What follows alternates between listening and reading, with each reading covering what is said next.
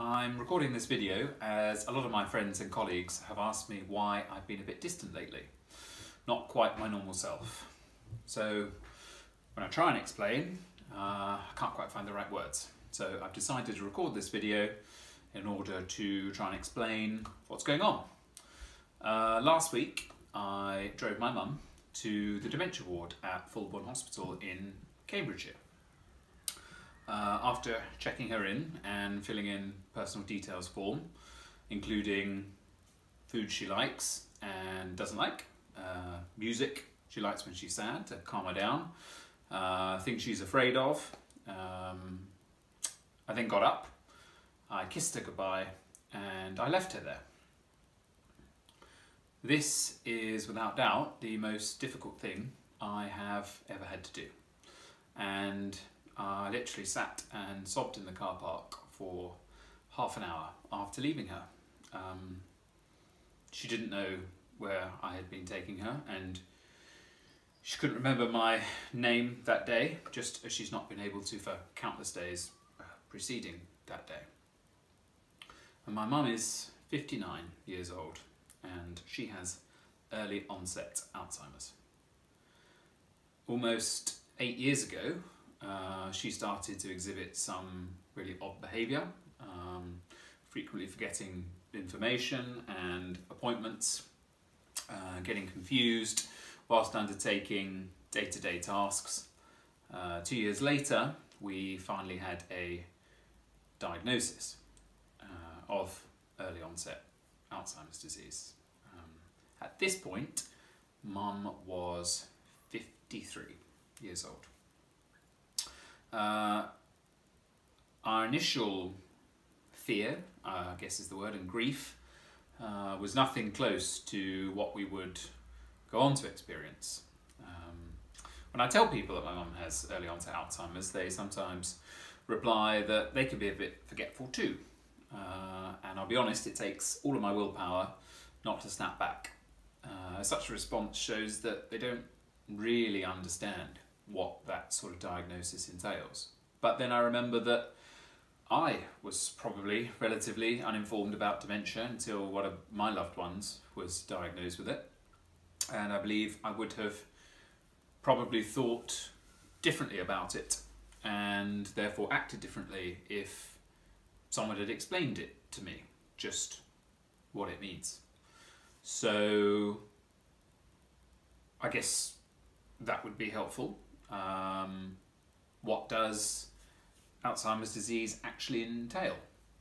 Well, after the initial cognitive difficulties, the disease progresses.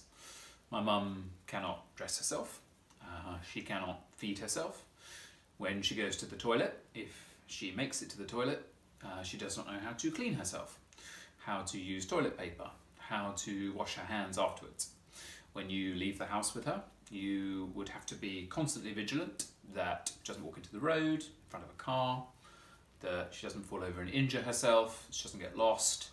She needs full vigilance all the time. In addition to the physical symptoms, there is the psychological impact. When she's in pain, she cannot tell us why. She cannot tell you that she's scared or confused or angry.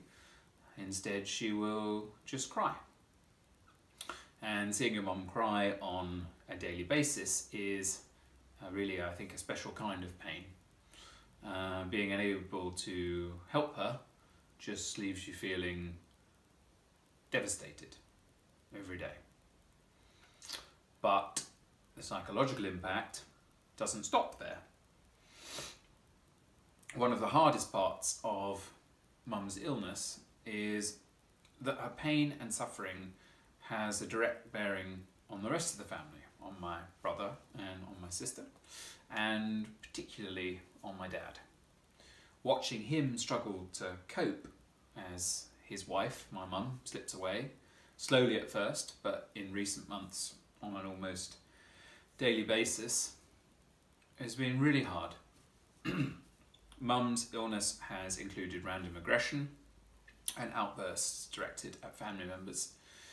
And we know these are triggered by the disease and not her, but listening to the ones that directed at my dad, who has dedicated the last decade of his life looking after mum, is really tough. It's really hard because it feels so unfair. And I almost feel like I have lost two parents, and my dad has been literally broken by the strain of being my mum's full-time carer. His physical health has declined, and mentally he's in agony. He turned to my mum after she entered the dementia ward and said, "What am I going to do with the rest of my life?" Seeing the look on his face and the heartbreak, and that is the word, heartbreak, I don't think will leave me. All we can do is make mum as comfortable as possible, because there's no cure, there's no turning back the tide. We just need to support one another, support my younger brother, who has lived at home recently, to support my mum, support my sister, and try as a family to deal as best as we can with what's happened. The title of this video is "My Mum Thinks I'm an MP," which you might think is a bit strange. Well, the reason I know this is because in 2014 I was elected to the London Borough of Tower Hamlets Council, and shortly afterwards I received a card from my great aunt congratulating me on my election to Parliament. When I rang her to ask where she got this information from, she said, "Your mum told me that you've been elected as an MP." At this point in the disease's progression, I could have probably corrected mum, but to be really honest, seeing how proud it made her, I decided to leave it unchanged. Since then, I have twice stood for Parliament in 2015 and 2017, both times campaigning on adult social care and its funding. And I hope to stand again, should I be elected in the future. It will definitely be for her, and I hope that she'll be proud of me. One of the things that drives me in politics is the pain and suffering we have suffered as a family. If my mum had been diagnosed with a different chronic disease or condition, many elements of the care would have been easier to access. When I made contact with adult social services, some of the first questions that I was asked revolved around money and family assets.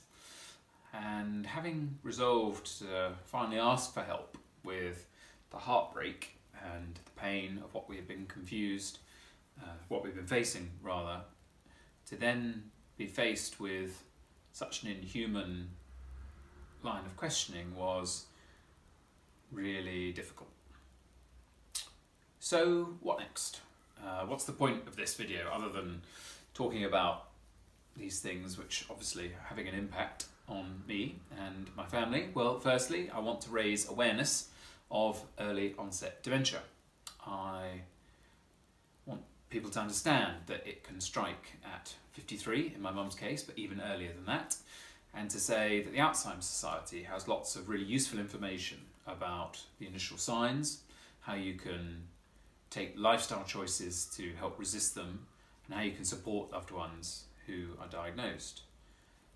Secondly, I really want us to have a debate about how we provide the funding to treat and to care for those who are affected by dementia, as well as those who, really important on this, those who care for them. During last year's election campaign, the discourse around the funding of adult social care descended into just cheap political point scoring. Those facing dementia deserve so much better than those who can make a difference.